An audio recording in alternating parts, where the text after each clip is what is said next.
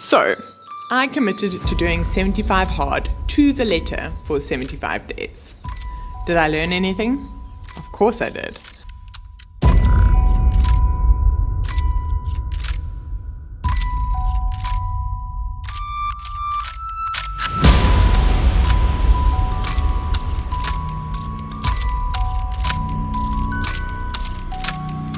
In week 1, I started noticing immediate improvements. I think this is because the program forced me to get outside for 45 minutes every day. That time spent in the sun, on the beach, or in the rain in the mountains was refreshing. I felt more grounded and like I had more space in my head. I walked a lot during 75 hard and it was glorious. After 2 weeks, I started noticing some improvement in base fitness. I was doing more cycling and more walking. I was also doing more climbing than I had been doing before. More hangboarding, more tension boarding, mainly because these could be done at home. This increase in frequency definitely resulted in some technical and strength gains. In week 3, the main thing I noticed was that I really needed a rest day. At first, it was just a thought that popped into my head. It's not that I was overwhelmed, but I could tell that if I rested, I would be able to consolidate the training adaptations better.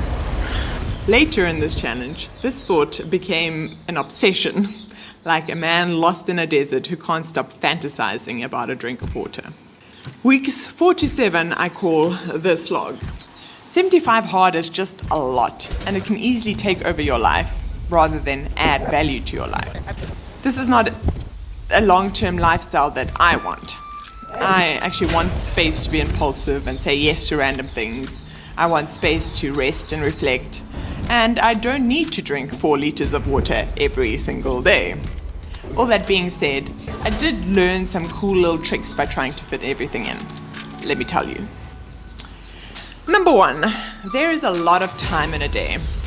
In the evening, I would be pottering around the house, trying to fit 45 minutes of exercise in. And I would find myself doing the rehab and flexibility exercises I never prioritized before.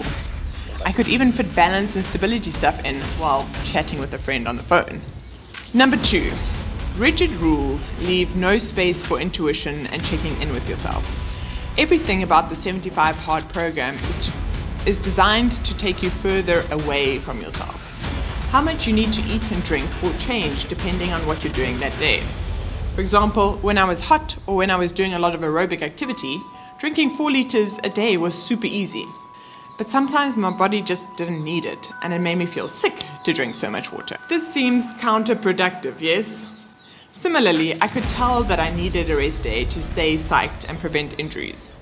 By the end of the program, I was just arbing around, doing anything that vaguely felt like exercise, just to be able to tick it off. Not that useful for my training goals, now is it? Having a strict and unyielding list of rules doesn't make you tough necessarily. It just allows you to not have to pay attention to the messy parts of being human. You never have to check in with how you're doing, mentally, physically, or emotionally. You just have to tick off the next item on the unchanging, unyielding list. This is the type of mental toughness I've had to unlearn in my life. And you can see what I've replaced it with in my video summing up all the things I've learned about mental toughness in the last 12 years. Number 3, I learned that I don't like shame, and I'm more motivated to do something when it aligns with my personal value. So I struggle with feelings of shame in general, and hence messaging that focuses on guilt really triggers me. I chatted about this in the video about the value of externalizing failure, and because 75 hard has a strong undertone of guilt and shame, the "you are your own worst enemy, you are at war with yourself" stuff that we mentioned earlier, I found the task of taking progress pics quite triggering. I felt shy, I didn't take the task seriously, and I felt less than and not good enough when I was taking the progress pics. I think this has to do with the mismatch in goals. Looking a certain way isn't what I want to pursue, so taking pictures of my semi-naked body wasn't serving me. In order to get through the task without making me feel bad about myself, I found something to be curious about. Does my menstrual cycle impact what I look like? At least now when I was taking pictures, it served a goal of mine. And if you're curious, nope, didn't really notice any monthly patterns in what my body looked like.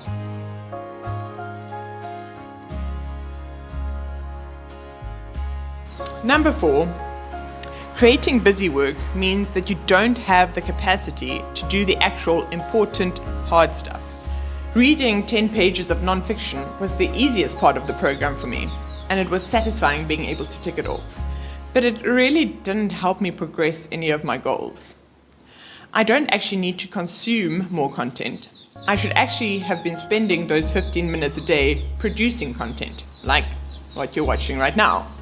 In a way, reading 10 pages was not challenging enough for me, but with everything else happening during 75 Hard, I didn't have the capacity to do hard, valuable things, like producing more content. To a large extent, 75 Hard was busy work for me, distracting me from the quality outputs I actually have to produce to move the needle in my life. The last 2 weeks of 75 Hard were pretty shit.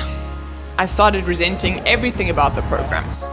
All I wanted was a rest day, to get my body to actually recover from the training load and for my brain to get a rest and not have to worry about checking things off a list.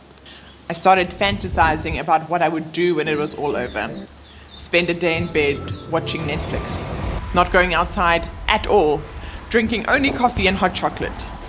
I guess it took some mental toughness to keep going, but it was probably just stubbornness and some dark why reasons to keep going. So your dark whys are the more self-serving or negative motivations for doing things that aren't pretty and socially acceptable. So I pride myself on mental toughness, and I didn't want to fail at this challenge that dressed itself up as mental toughness, so I just kept going. The end. We've reached the end of 75 days, we've done it, now what? I find 75 Hard interesting because for me, and probably for most mortals, it's not something that I want to sustain forever. But I also don't think it's a program that's great at creating good habits. I think I might make a whole video outlining why this type of challenge doesn't lead to habit formation. Let me know if that's something you'd be interested in. But also, there's no celebration when you finish the damn thing. Not even a little spray of confetti in the app. So it left me in this weird space where I can't celebrate anything, but I also haven't built anything lasting to take me forward. So, have I been convinced of the value of the stay hard approach to mental toughness? Will I drink some concrete and harden the fuck up? No. And you can check out part 3 to find out why.